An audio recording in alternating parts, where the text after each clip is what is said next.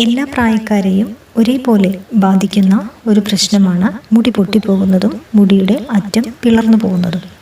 അതിനുള്ള ലക്ഷണങ്ങളും കാരണങ്ങളും ചില ഒറ്റമൂലികളും പരിചയപ്പെടാം. പ്രത്യേകിച്ചും മുടിയെ നമ്മൾ പരിപാലിക്കുന്ന ചില ശീലങ്ങളാണ് ഈ ഒരു പ്രശ്നത്തിന് കാരണം. മുടി നന്നായി ഹീറ്റ് ചെയ്യുന്നത്, അതായത് ഹെയർ ഡ്രയർ ഉപയോഗിച്ച് ഹീറ്റ് ചെയ്യുന്നത്, മുടി ചീകുന്നത്, ഇതെല്ലാം ഒരു പരിധിവരെ മുടി പൊട്ടലിന് കാരണമാകും. മുടിയിൽ ഈർപ്പം നിലനിൽക്കുന്നതും പ്രോട്ടീൻ്റെ അഭാവവും മുടി പൊട്ടിപ്പോകാൻ ഒരു പ്രധാന കാരണമാണ്. മുടിയിൽ ഉപയോഗിക്കുന്ന ചില കെമിക്കൽ ട്രീറ്റ്മെൻറ്റുകൾ, കെമിക്കൽ പ്രോഡക്ട്സ്, ഇതെല്ലാം മുടിയെ പൊട്ടാൻ കാരണമാകാറുണ്ട്.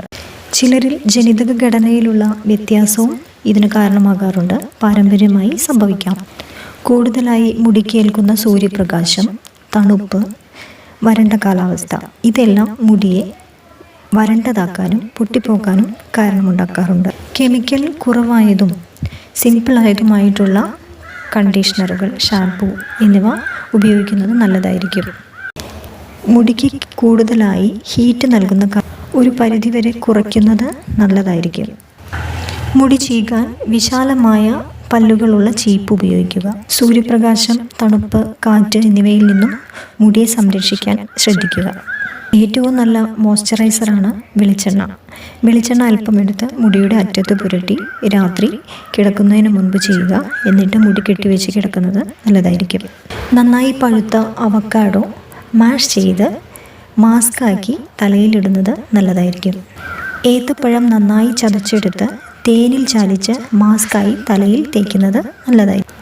ഒലിവ് ഓയിലും തേനും തുല്യ അളവിലെടുത്ത് മിക്സ് ചെയ്ത് മുടിയുടെ അറ്റത്ത് പുരട്ടുക. അമിതമായി മുടി പൊട്ടിപ്പോകുന്നതും പിളർന്നു പോകുന്നതും കൊഴിഞ്ഞു പോകുന്നതും സംഭവിക്കുന്നു എങ്കിൽ എത്രയും പെട്ടെന്ന് ഒരു ആരോഗ്യ വിദഗ്ധനെ സമീപിച്ച് ചികിത്സ തേടണം. ഒരു പരിധിവരെ മുടി പൊട്ടിപ്പോകുന്നതും കൊഴിച്ചിലുമെല്ലാം നമുക്ക് ഒറ്റമൂലിയിലൂടെ സുഖപ്പെടുത്തിയെടുക്കാൻ കഴിയും. അതിനായി ചില ഒറ്റമൂലികൾ പരിചയപ്പെടാം. മുടിയുടെ അറ്റത്ത് നാരങ്ങാ നീര് പുരട്ടുക. കഴിയുന്നതും എല്ലാ മാസവും മുടിയുടെ അറ്റം ചെറുതായി ഒന്ന് കട്ട് ചെയ്ത് കൊടുക്കുന്നതും നല്ലതാണ്. വളരെ ചെറിയ ഒറ്റമൂലിയാണ്. ചെയ്തു നോക്കൂ. നിങ്ങളുടെ അനുഭവങ്ങളും അഭിപ്രായങ്ങളും കമൻറ്റായി രേഖപ്പെടുത്തൂ. എത്രയും പെട്ടെന്ന് ഉപകാരപ്രദമായ വീഡിയോ മറ്റുള്ളവരിലേക്കും ഷെയർ ചെയ്യൂ. മറ്റൊരു വിഷയവുമായി വീണ്ടും കാണാം. നന്ദി, നമസ്കാരം.